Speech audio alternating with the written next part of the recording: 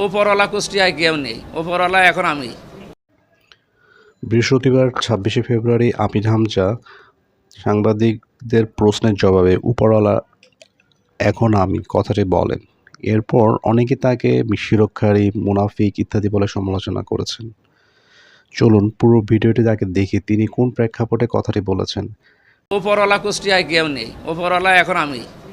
সুতরাং যা হবে, কিছু হলে আমারে জানাবে। মেডিকেল এবং সদর নিয়ে কিছু অভিযোগ আমার কাছে আছে লিখিত, এগুলো আমি জানিয়েছি, সদরে জানিয়েছি এবং সময় দিয়েছি, এগুলো পাল্টাতে হবে। ওনারাও প্রথমে অন্তত ভুল স্বীকার করে এবং কি মাপ চেয়েছে যে এটা আসলে আমাদের কন্ট্রোলের বাইরে ছিল এবং উপরওয়ালার দোষ দেয়।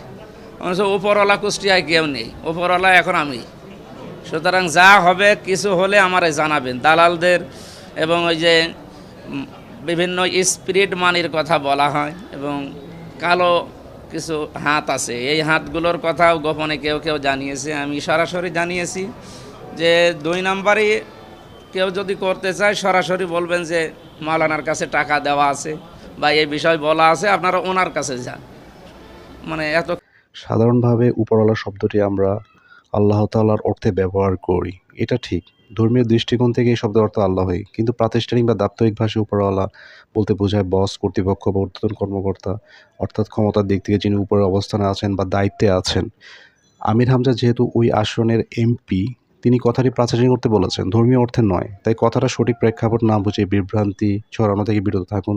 আশা করি বিষয়টা পরিষ্কার হয়েছেন। ধন্যবাদ।